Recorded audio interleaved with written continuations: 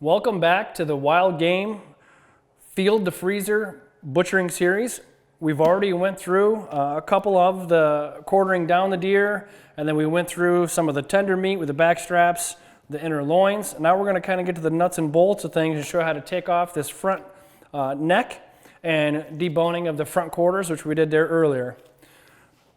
This one here, I'm going to be using the Wild Game Processor kit, kind of an all-around, has everything that you need in that kit to do what you want to do. So I like to start from the bottom of the neck, making a cut along the bottom of the esophagus and start to peel this neck off from the neck bone, just following the neck bone around. And I like to do it this way so I can take the whole neck off all in one piece. That way, if I want to do a rolled neck roast, I have it all there as an option, all in one piece together so I can roll it up. So I'm using slight pressure with this left hand, and again, just following the bone curvature around. We've got some flank meat here that we'll clean up. There's a little more towards the front of the deer. As you can see, this is where the deer was shot, which generally are. But we peel this off from here, and we can get some meat out of here too for trim, for burger, and stuff down the road. We're just going to set that in a pile here to clean up later if we need to. So I'm going to flip this around. And so you can see I've got this neck muscle peeled this far, and I just kind of lay it over and keep following this around, all the way around the whole neck bone, and we'll go back to the throat and the bottom, and then we can pull this all off here in one piece. The neck roast is something that gets overlooked a lot. It's something that you can put in the crock pot, slow cook it all day. You can do shredded venison. You can add your favorite barbecue sauce to it or whatever you want to do. But that makes a nice, hearty, big chunk of meat there. There's a tendon that lays down on the top side of it, on the top side of the neck. We'll go in and peel that out of there.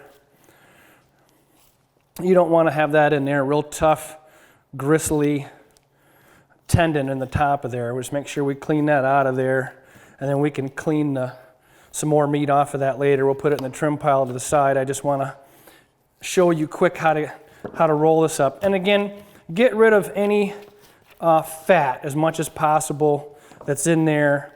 That's where you get your gaminess. You got a little bit of blood clotting and stuff here. But see, now we can roll this up and we can cut it into halves or whatever we want to do to put this in a crock pot, depending on family size. But you can see the nice cut of meat there. It's a nice, good piece of meat to throw in the crock pot for an all-day slow cook with your favorite barbecue sauce. Again, there's not a lot here because of this. You can see the injury has made quite a trauma there, but we'll still set it aside and we'll go through that and clean that up later. I'm gonna move this carcass out of the way. We've got that pretty well cleaned up. So now we'll get into these front quarters. So there's a big chunk of fat right off the front side of this corner, and we're just going to take that off from there right out of the gate, and we'll clean up some of the meat that's on the top of that. There's a big gland in there. But you can feel, if you go to the top of this knee joint right here, you can feel there's a blade in here that runs into this shoulder blade that sticks off from that scapula. And you just kind of make a straight cut down that, and then you'll find your knife will go right to the edge of the shoulder blade and then just kind of follow that blade around. And again, we can take this whole piece off for the most part in one piece. In the front side of this leg here, you have what's called your English roast, which is another good roast for throwing in the crock pot or however you like to prepare it. It's a pretty good size.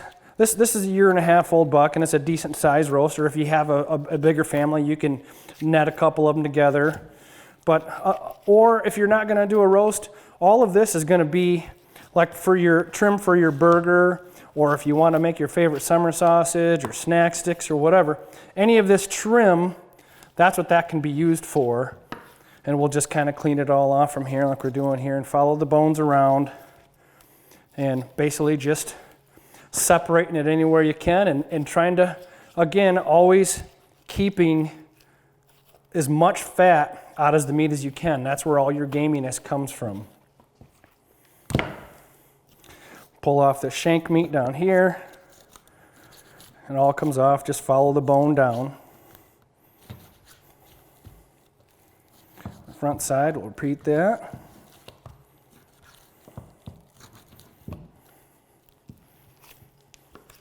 So just like that, another piece there.